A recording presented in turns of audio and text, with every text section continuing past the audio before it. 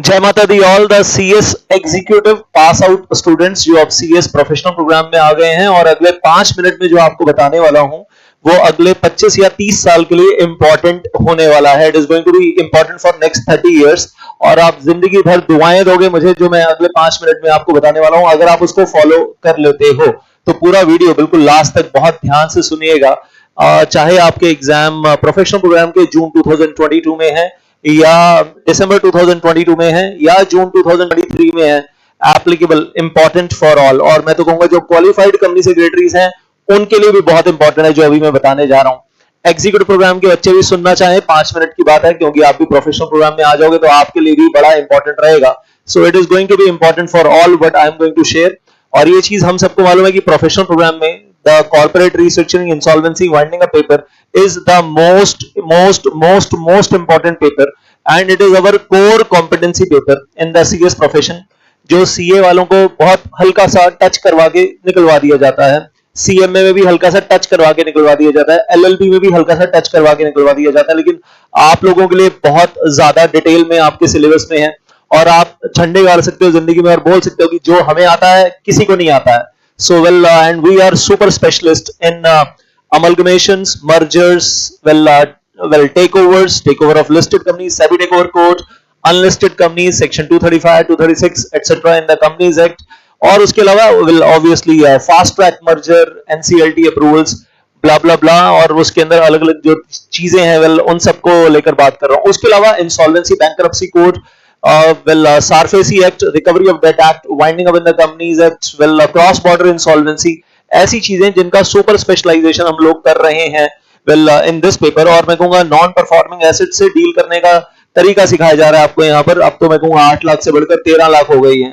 तो insolvency bankruptcy code will be very very useful in the long term career for all of you. और जो बताने जा रहा हूँ ध्यान से सुनिएगा। मेरे कुछ स्टूडेंट्स जिन्होंने ऑलरेडी मर्जर एंड एक्विजिशन की दुनिया में अपना नाम बनाया और मैं तो बोलूंगा आप लोग भी मर्जर एंड एक्विजिशन और उसके साथ साथ आईबीसी में इंसॉल्वेंसी बैंकरप्सी कोड 2016 में अपना पूरा करियर अगले 25-30 साल देख सकते हो, which is the most cream area merger and acquisitions.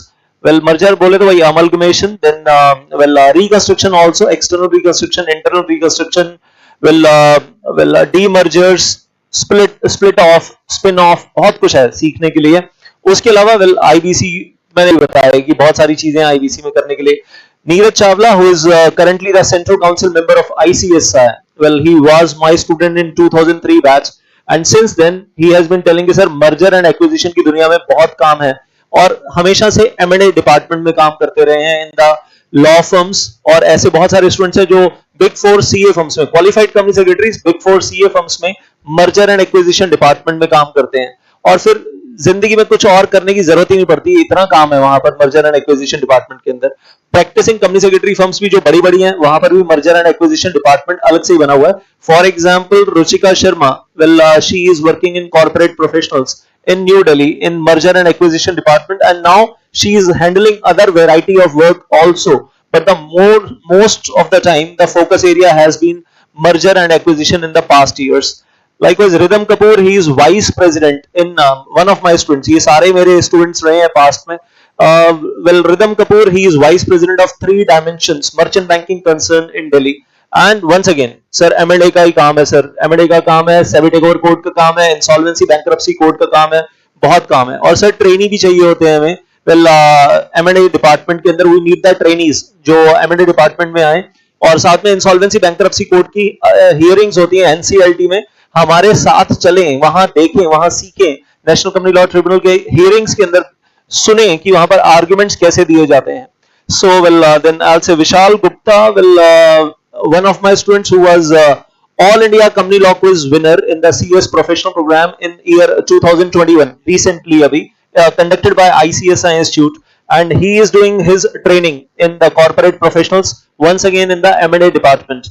और मैं कहूंगा कि आप सब लोगों को यही एडवाइस दूंगा जो अभी CS प्रोफेशनल प्रोग्राम में है, कोशिश करना कि आप भी M&A डिपार्टमेंट में ट्रेनिंग करो, इंसॉल्वेंसी बैंकरप्सी कोड का एक्सपोजर लो ट्रेनिंग के अंदर, क्योंकि ये क्रीम एरिया है जहां आने वाले टाइम में मतलब 25-30 साल आपको फिर कुछ और करने की जरूरत ही नहीं पड़ेगी। आपका स्किल ही कुछ और हो जाएगा, आपका लेवल बाकी सबसे अलग हटके ही कुछ और हो जाएगा, आप अलग ही दुनिया में जियोगे उसके बाद।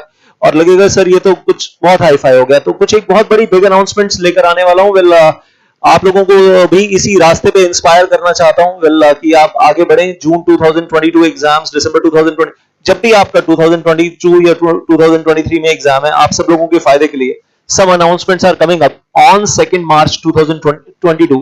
अभी नहीं, आज नहीं, आज सिर्फ यही बता रहा हूं कि 2 मार्च 2022 की इंतजार कीजिए।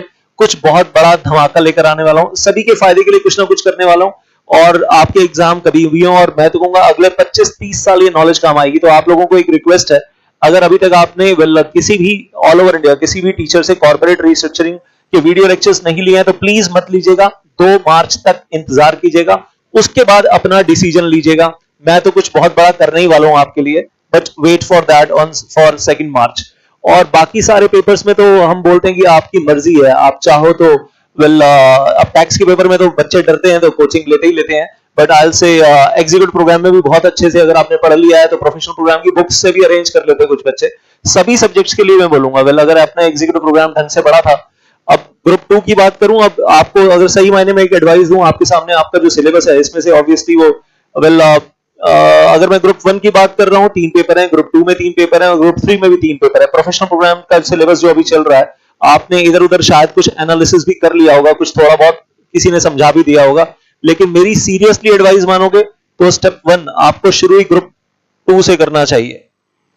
मेरी सीरियस एडवाइस मानोगे, अगर मुझे अपना बड़ा भाई मानते हो और seriously being a qualified company secretary सही मायने में सच बता रहा हूं आपको, बाकी तो अपने कोर्सेज बेचने के लिए कुछ भी मिसगाइड करेंगे, लेकिन स्टेप 1 आपको ग्रुप 2 से शुरू करना चाहिए। क्यों? क्योंकि आपने जो कंपनी लॉ में पढ़ा था, जो आपने एसयूबी में पढ़ा था, जो आपने जेआईजीएल में पढ़ा था, जो आपने सिक्योरिटी लॉ में पढ़ा था, जो आपने ईबीसीएल में पढ़ा था, उसमें से भी कुछ थोड़ा बहुत यहां पर सब काम आने वाला है। वो लीगल नॉलेज सारी काम आने वाली है आपकी ट्रेनिंग के लिए। आप जब ट्रेनिंग करोगे 21 मंथ्स ट्रेनिंग, वहां पर ये सब कुछ काम आने वाला है। 21 महीने की ट्रेनिंग या करते कराते टोटल तो 24 महीने की होने वाली है, वहां ये सारी नॉलेज काम आने वाली है। ग्रुप 2 सॉलिड होगा तो आप ट्रेनिंग के लिए जब इंटरव्यू देने के लिए जाओगे, आपसे कुछ चीजें हो सकता है इसमें से पूछी जाए। कॉर्पोरेट रिस्ट्रक्चरिंग जो यहाँ पर पेपर है, और उसके अलावा रेजोल्यूशन ऑफ कॉर्पोरेट डिस्प्यूट्स है, और आई से सेक्रेटरियल ऑडिट ड्यू डिलिजेंस है, इसमें से कुछ पूछा जाएगा। बाकी पेपर बोलूं, पेपर नंबर 4, पेपर नंबर 6 खुद से भी पढ़ना चाहो हिम्मत करके या किसी टीचर की बुक अरेंज करके हो सकता है, विदाउट एनी वीडियो लेक्चर्स। अगर खुद में दम है, आप में पढ़ने का जज्बा है, आप में वो फायर है, वो पैशन है कि सीएस करना है और कुछ बड़ा करना है। लेकिन ये एक पेपर ऐसा कॉर्पोरेट रिस्ट्रक्चरिंग जिसके लिए मैं स्ट्रिक्टली आपको एडवाइस दूंगा सबको, that the kind of interpretations we do, सेबीटेक और कोड डाउनलोड करके फ्रॉम द वेबसाइट, और उसमें 100 से ज्यादा फ्लो चार्ट डायग्राम्स जो अभी आपको एक झलक दिखा रहा हूं, अपने आप तो आप सोच भी नहीं सकते कि मैं किस लेवल पे उठा देता हूं इंटरप्रिटेशंस को और कितनी समंदर की गहराइयों में ले जाता हूं। नीचे से जाकर वो क्या बोलूं, सीपी खोलकर बीच में से मोती निकालने होते हैं, आपके बस की नहीं है। आप अपने आप पूरा मॉड्यूल भी चार्ट जाओगे तो आप वो उतने लेवल का खुद सोच नहीं पाओगे जितने लेवल का मैं सोचने के लिए यहाँ पर, या इंटरप्रिटेशंस का जो लेवल मैं स्टूडेंट्स को करवाता हूं, मैं अपने लिए बता सकता हूं आपको। इसलिए मैं डेफिनेटली बोलूंगा कि ग्रुप 5 ये पेपर नंबर 5 ऐसा है जिसकी ऑब्वियसली वीडियो लेक्चर्स लेना बनता ही बनता है, और अपने आप करोगे तो जिंदगी में एक कमी रह जाएगी। फिर वो अगले 25-30 साल आप फिर परेशान होते रहोगे कि नहीं यार ये मिस हो गया कहीं ना कहीं।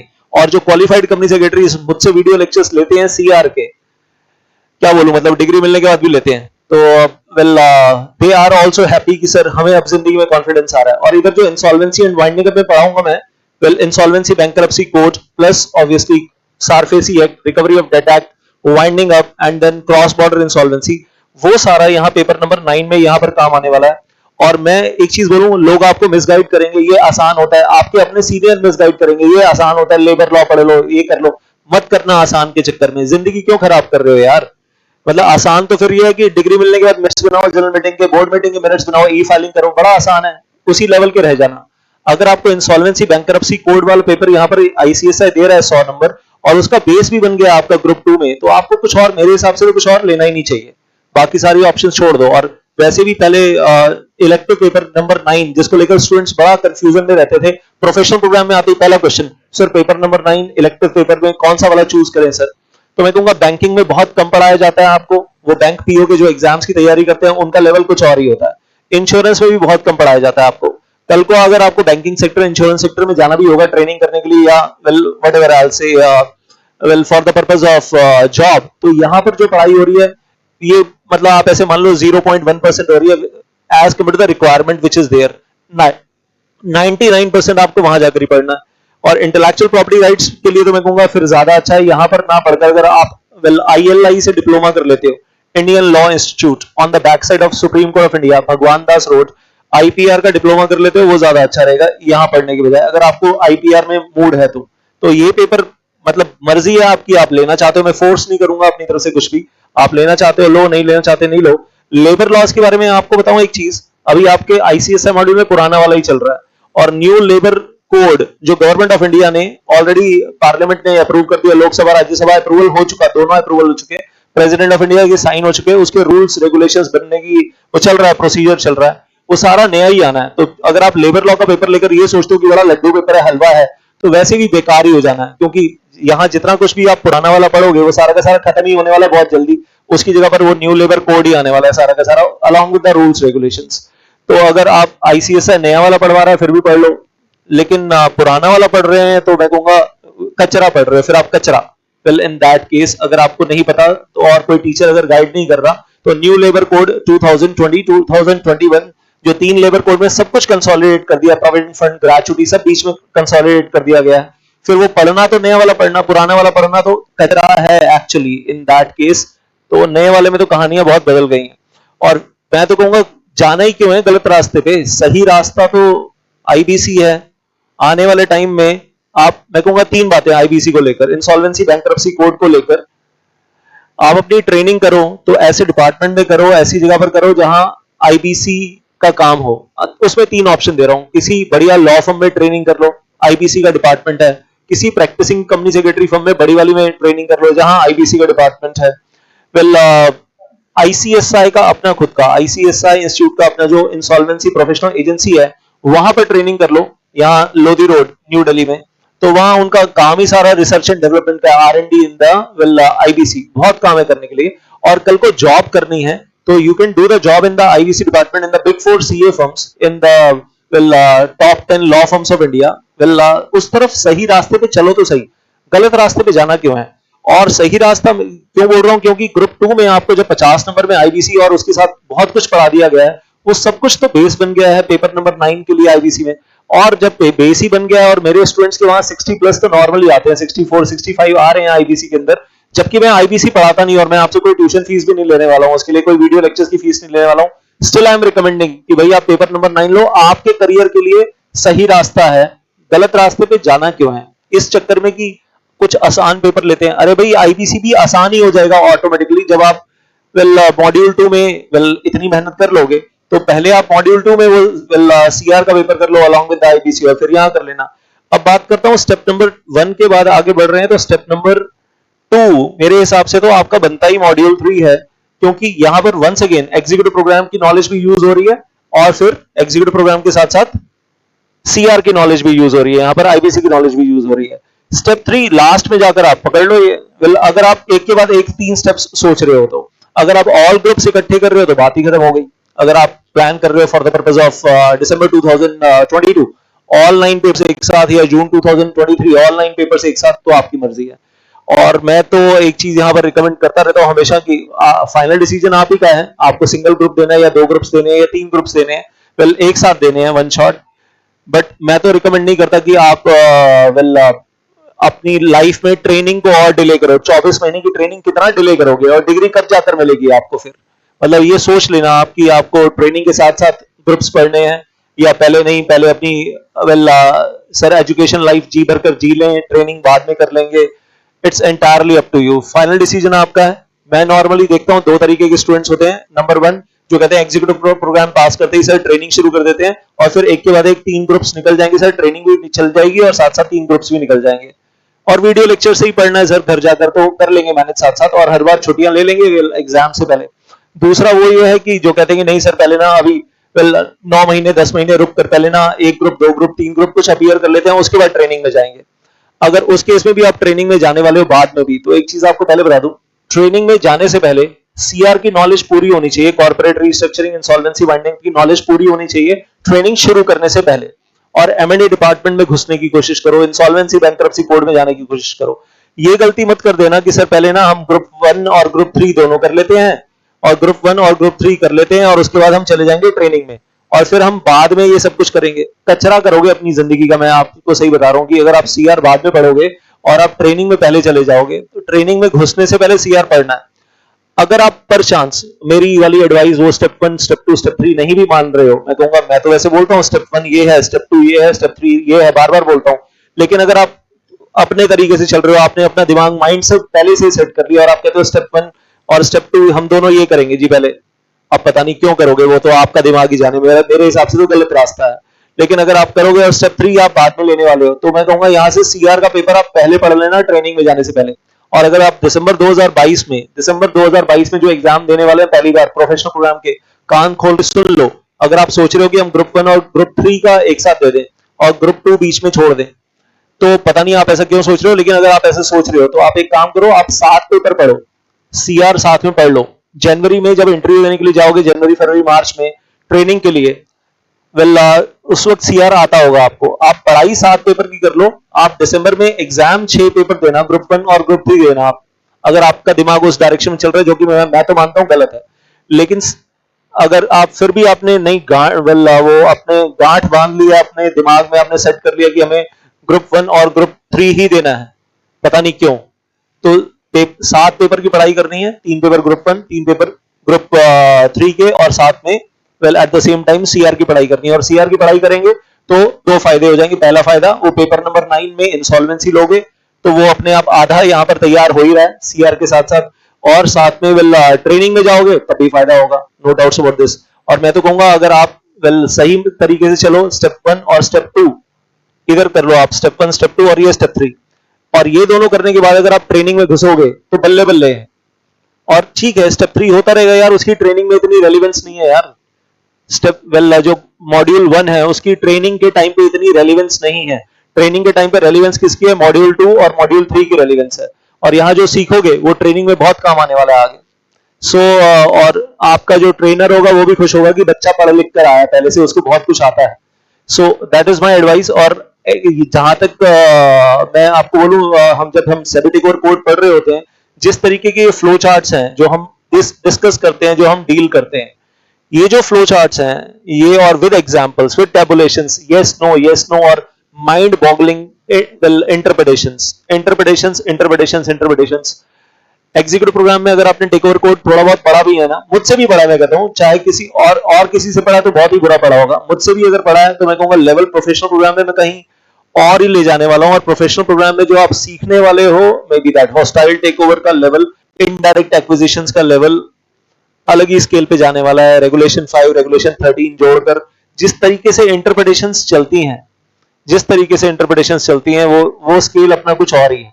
और अनलिस्टेड कंपनीज का टेक ओवर 235, 236, जो कनेक्टिविटीज हम निकालते हैं, I tell you one thing, आप लोगों के लिए मेस्मराइजिंग होने वाला है। आप बहुत कुछ, आपको लगने वाला कि यार ये तो ना अलग ही दुनिया में आ गए हम लोग। और उसके बाद जब हम प्रैक्टिकल लाइफ से अटैच कर लेते हैं ना इसको, when we attach with the practical life, कि बॉम्बे डाइंग के ऊपर अरुण कुमार बजोरिया ने हाथ मारा, रतन टाटा, महिंद्रा बीच में क्या कर रहे थे, सेबी क्या कर रहा था, सेबी चेयरमैन क्या कर रहा था, उस चीज को जब कोरिलेट करते हैं। Number 3 cement company of India, Grasim ने टेक ओवर किया लार्सन एंड टूब्रो का, which was number 1 cement company of India. LNT cement का टेक ओवर किया, सीमेंट डिवीजन का। तो आई से मजेदार है कि छोटी मछली बड़ी मछली को खा गई हॉस्टाइल टेक ओवर में। नॉर्मली सुनते हैं बड़ी मछली ने छोटी मछली को खा लिया, छोटी मछली ने बड़ी मछली को खा लिया। और विजय माल्या साहब के जब अच्छे दिन थे तो number 1 liquor company of India, United Spirits Limited, United Breweries, and did the take over of number 2 liquor company of India, Shaw Wallace company. वो लड़ाई लड़ी गई, हॉस्टाइल टेक ओवर की, और फिर फाइनली हॉस्टाइल टेक ओवर किया विजय माल्या साहब ने, when he was financially very very rich. So उन चीजों को जब हम बुक्स के साथ को रिलेट करते हैं, उन चीजों को जब हम इन फ्लो चार्ट्स के साथ को रिलेट करते हैं, अलग ही दुनिया में चले जाते हैं। और एक चीज यहां पर बताना चाहूंगा, ये सारे के सारे फ्लो चार्ट्स मैंने कॉपीराइट करवा रखे हैं। तो अगर कोई टीचर अगर कोई फैकल्टी चोरी करता है इन फ्लो चार्ट्स को, तो कॉपीराइट वायलेशन का केस बनता है 2 साल की जेल और साथ में फाइन वगैरह। तो please don't try to copy my flow charts, that is one warning I like to give to the teachers which have been doing that earlier also। लेकिन मैंने अभी तक एक्शन नहीं लिया, लेकिन मैं सीरियसली सोच रहा हूं एक धमाकेदार एक्शन ले लिया जाए उन टीचर्स के अगेंस्ट जिन्होंने, मेरे पास तो इनका कॉपीराइट रजिस्ट्रेशन नंबर है, लीगल रजिस्ट्रेशन नंबर है। और अगर आपने कॉपी कर करके अपनी बुक्स में डाले हुए हैं तो आप खतरे में हो। याद रखना, then you are in quite good danger. मैं टीचर्स को बोल दूं यहाँ पर, स्टूडेंट्स के लिए ये जरूर बोलूंगा, जम के तैयारी करनी है, अपना करियर बनाना है, मर्जर एंड एक्विजिशन डिपार्टमेंट में जाना है, top 10 law firms of India, big 4 CA firms, big practising CS firms, training भी वहां करनी है। और उसके बाद अगले 25-30 साल मर्जर एंड एक्विजिशन पे, इंसॉल्वेंसी, बैंक्रप्सी कोड पे बहुत सारा काम मिलेगा करने के लिए। अगर आप अपना स्केल ऊपर ले जाना चाहते हो तो स्केल ऊपर ले जाने के लिए इस पेपर में बहुत बहुत बहुत दम है। That is what I keep suggesting everybody. And don't get misguided, बस इतना बोलूंगा, किसी से मिसगाइड मत होइएगा, ये रिक्वेस्ट है आप सब लोगों को। And wait for 2 March. Thank you so much. जय माता दी।